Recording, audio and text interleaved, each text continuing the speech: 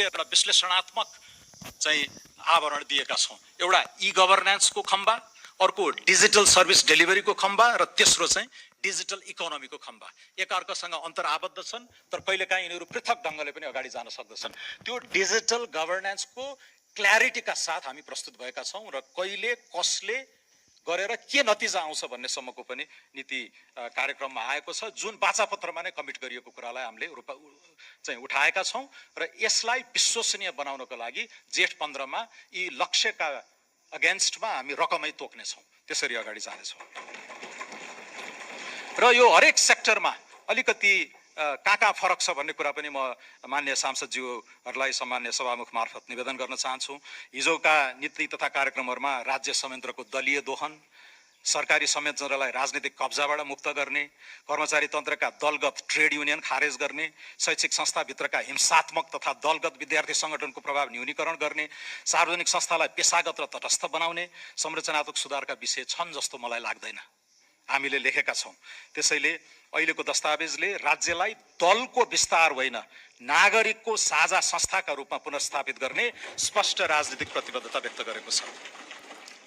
हामीले अर्थतन्त्रलाई उपभोग, आयात र रेमिटेन्स दर्शन प्रस्तुत गरेका छौँ।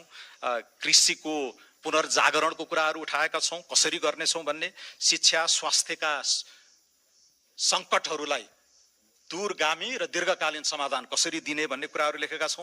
पूर्वाधार भनेको त्यही नेपाल सरकारले 2-3 खरब खर्च गर्छ पुँजीगतको नाममा, त्योबाट हामी अब गभर्नमेन्टको ब्यालेन्स सिट भन्दा बाहिर गएर खरबौं रुपियाँ जोहो गर्ने गरेर अफसोर ग्रीन बन्डहरू, एनआरएन का बन्डहरू, पुँजीगत खर्चलाई बोरोइङसँग लिङ्क गर्ने कुराहरू,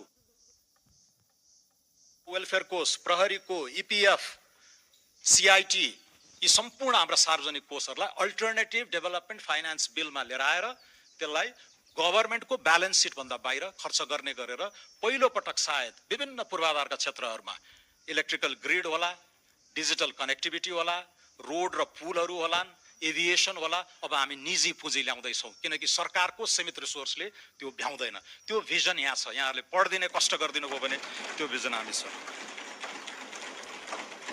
लामो समय समाजवादको नाम बजाएर कृषकहरूको नाममा राजनीति गरेकाहरूले पनि सोच्नु पर्नेछ। हामी सामाजिक न्याय सहितको उदार अर्थतन्त्रमा विश्वास गर्ने भएको हुनाले कृषिमा न्यूनतम समर्थन मूल्य, किसानलाई डिजिटल भुक्तानी, भूमि बैंक, कृषि प्रविधि, बजार सूचना प्रणाली, निर्यात ब्रान्डिङ लगायतका कुराहरूमा अनुदानमुखी, कुटोमा अनुदान छ, बिउमा अनुदान छ,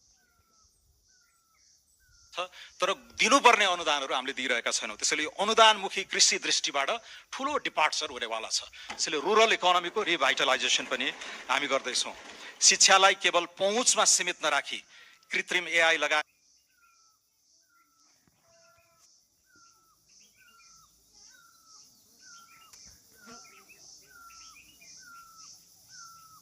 सिकाइ,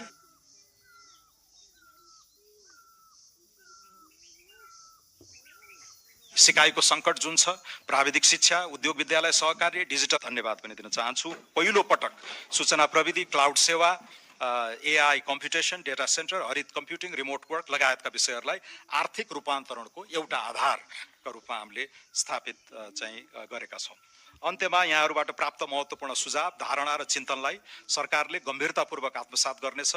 जसरी विभिन्न राजनीतिक दलका घोषणापत्रमा रहेका राष्ट्रिय हितका साझा र महत्त्वपूर्ण कार्यक्रमहरूलाई समेटेर हामीले साझा कार्यक्रम तयार गरेका छौँ, त्यसै गरी माननीय सदस्यहरूबाट प्राप्त रचनात्मक सुझाव, आलोचना र वैकल्पिक दृष्टिकोणलाई पनि आगामी कार्यान्वयन तथा नीतिगत परिमार्जनको आधार बनाइनेछ। माननीय सांसदहरूबाट अझ गहिरो अध्ययन, व्यापक बुझाइ र दूरदृष्टि सहितको रचनात्मक बहस, सुझाव र आलोचनाको अपेक्षा गर्दै राष्ट्र निर्माण सम्बन्धी बहसलाई अझ परिपक्व, सारगर्भित र घनीभूत बनाउन सबैलाई हार्दिक आह्वान गर्दछु। धन्यवाद। सम्माननीय सभामुख महोदय, माननीय सदस्यहरू, सम्मान्य राष्ट्रपतिज्यूबाट सम्वत 2083 वैशाख 28 गते संघीय संसदको दुवै सदनको संयुक्त बैठकमा प्रस्तुत गर्नुभएको नेपाल सरकारको आर्थिक वर्ष 83-84 को नीति तथा कार्यक्रम उप प्रतिनिधि सभाका मान्य सदस्यहरूले उठाउनु भएको चासो, सुझाव र सरोकारका विषयमा सम्माननीय प्रधानमन्त्रीज्यूको तर्फबाट जवाफ दिन म उभिएको छु।